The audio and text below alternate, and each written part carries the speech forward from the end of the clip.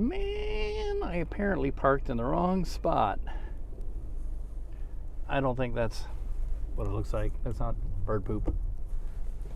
That's the I parked at the edge of the overpass, and that's like water dripping down with lime from the road.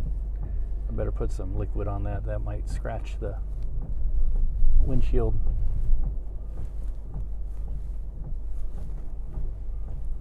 Nasty. I gotta take this car to a car wash as soon as I can do that without freezing my doors shut with this cold ass weather. It's 9 degrees Fahrenheit according to car thermometer. And you know, the funny thing is, you kind of get used to it after a while. You kind of go, oh, 9 degrees? It doesn't feel like it. Of course, if you're out in it long enough and not wearing the right clothes, you'll feel it. I just realized I sort of did a impromptu tour of the West Bottoms. I haven't been in that place since they were surplus exchange. They've rearranged everything. What was in the front is now in the back, and I guess what's in the front is now the back. I don't know.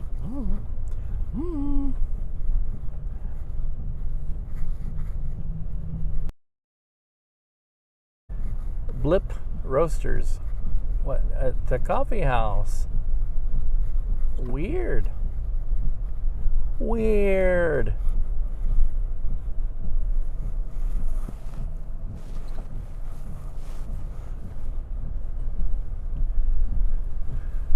That little building used to be a restaurant. Little diner. I always thought it was kind of in a weird place. Oops.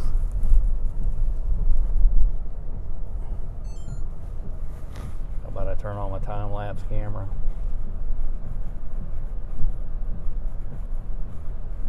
I don't know what's going on there.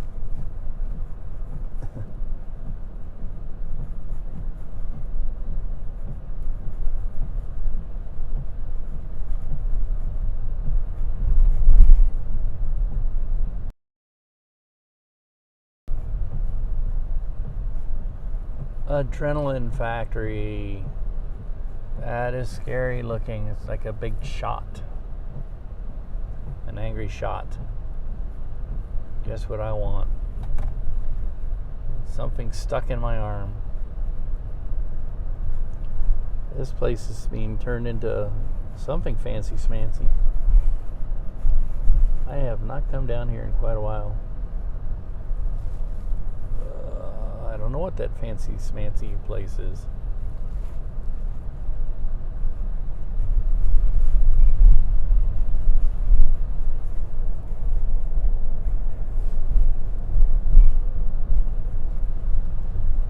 You know, the levee is just right to our left.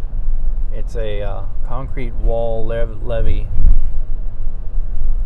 and I have seen it to where the water has come to the top of it before. And what happens down here is that the flood year, and the levees actually hold, but the sewers back up, and so the water comes in through the sewer system and floods the West Bottoms.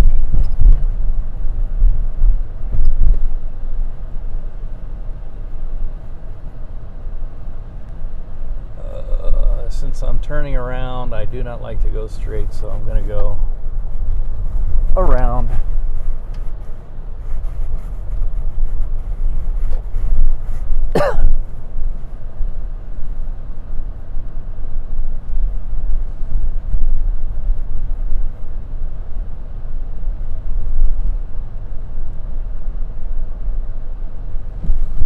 I have been out and about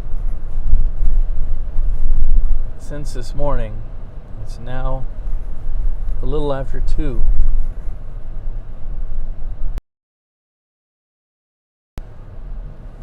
not had anything to eat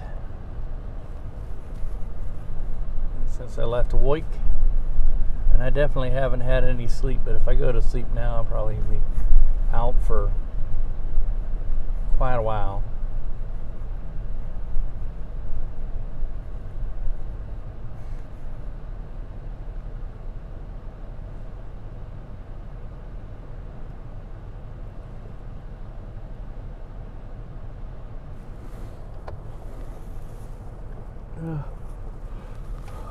I wonder if I get. Oh, no, I can't do that. No, right on red. Because of the streetcar tracks. They don't want people to pick the worst time in the world and turn in front of the streetcar.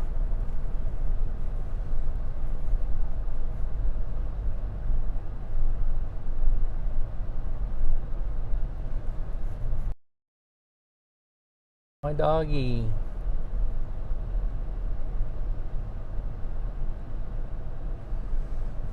She's still being a tripod.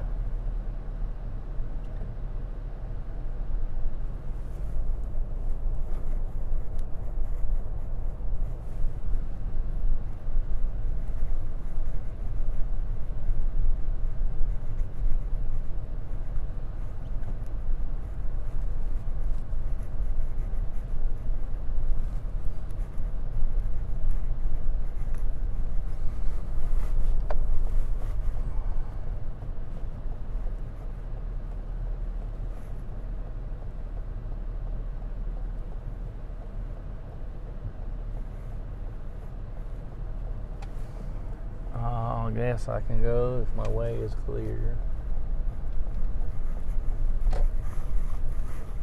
Yeah, I don't think the trolley car is open. It looks like that might be something of a coffee house. I think they do coffees and sandwiches and a little gift shop kind of thing. That's an old PCC car or President's Conference car. Not the President of the United States, but the presidents of the streetcar lines that asked for it to be designed. They had a president's conference. They came together and said, these are specifications, and they had them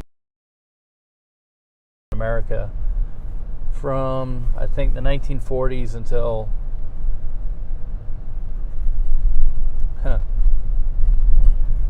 they discontinued most of the streetcars in the 50s and 60s. Except in New Orleans, which stuck with their old streetcars.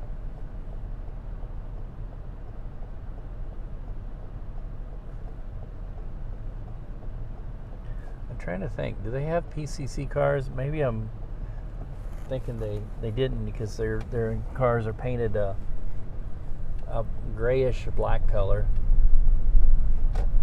I don't know what I'm talking about.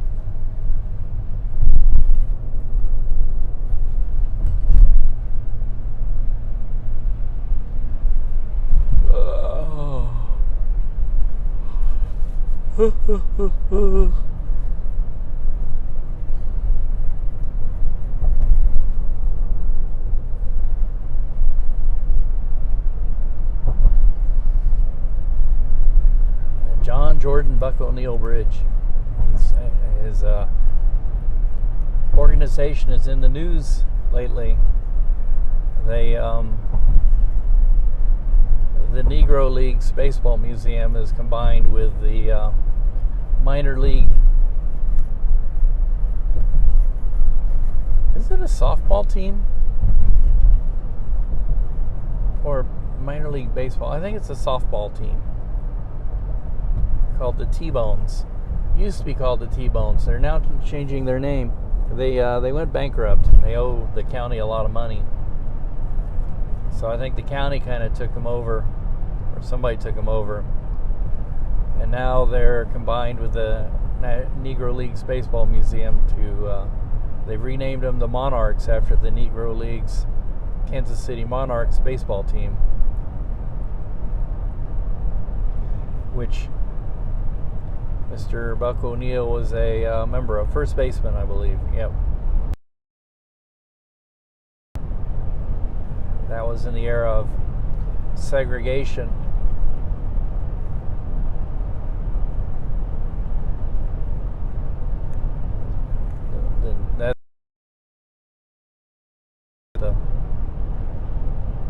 That's the most recent news item, is they have a display now called the Barrier Busters, I think. People who played in the Negro Leagues baseball teams, and the first black player to join a Major League Baseball team was Jackie Robinson. And after that, all the Major League Baseball teams desegregated and allowed black players to play. And that mirrored and kind of helped along the desegregation in American society as a whole, because, you know, if athletes were desegregating, then everywhere should desegregate. And I think that was the 1950s, 60s maybe.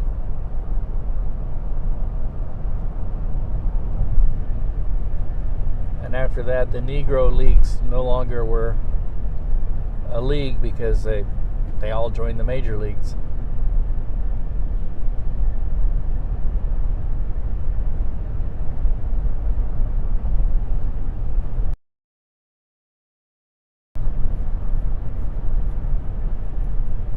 Every so often, I think once or twice a season, major league teams, if they had a Negro League team as in their city, they would, in honor of them, they would wear their uniforms. Like Kansas City Royals will change into the Monarchs uniforms.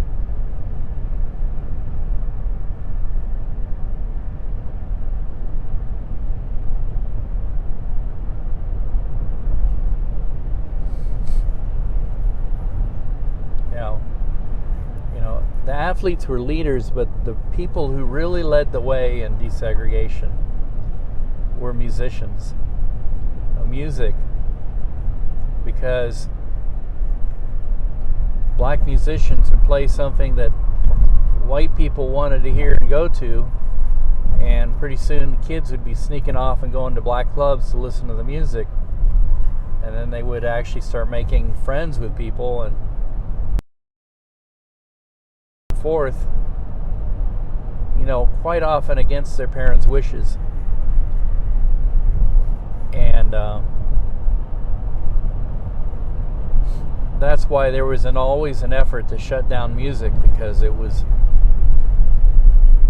sinful and yada yada yada, air quotes here. And here in Kansas City, they did a real bad job in 1938 on the Kansas City music scene. I mean, they almost completely shut it down. And Kansas City was, the musicians here innovated, like a lot of things were developed here in Kansas City that spread all over the world. But when they got Pendergast, the Kansas City political boss, I believe they got him for gambling debts or tax evasion or something. I can't remember. I have to look it up. But when they indicted him, I believe the night that he got indicted, not the time that he was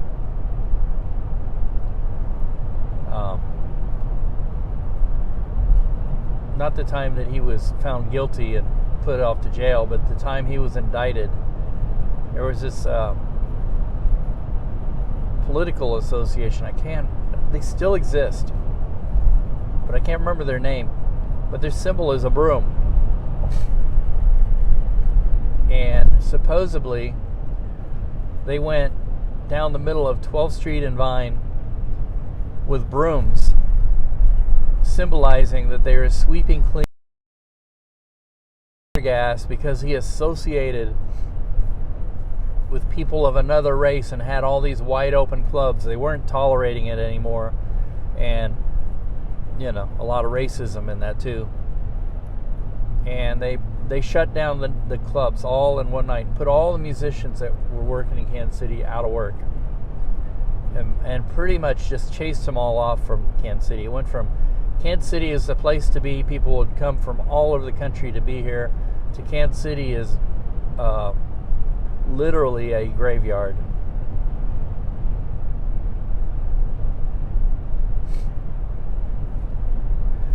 So a lot of musicians ran away from Kansas City as fast as they could. They went to places like New York, and they went to Europe where they didn't care what color you were. They just wanted to hear the music you played.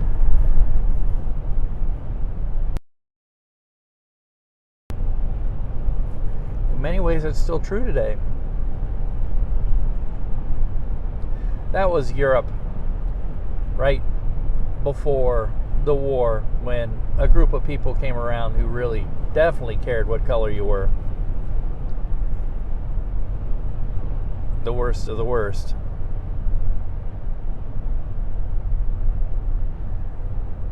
They cared what color you were, and they cared if you were a non-Christian, i.e. a Jew.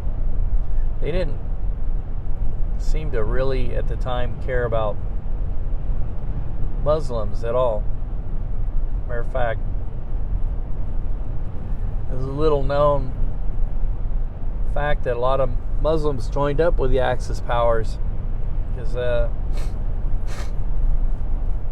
lot of the Muslims didn't care to treat Muslim countries very well.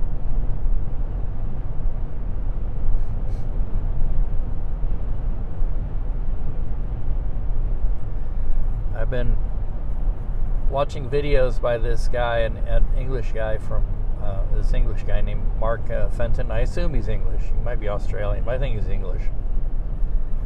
There's this thing, Mark Fenton Productions, which is all history stuff, mainly dealing with wars like World War II and things like that. I learned a couple of things today I didn't even know.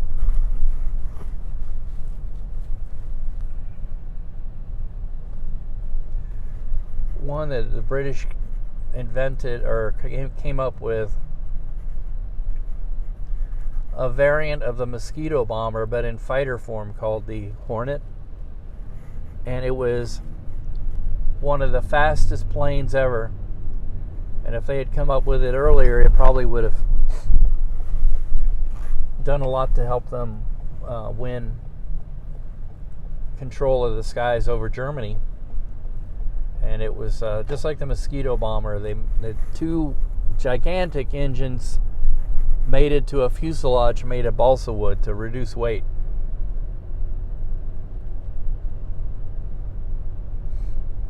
One single cockpit. It was like essentially a smaller version of the Mosquito.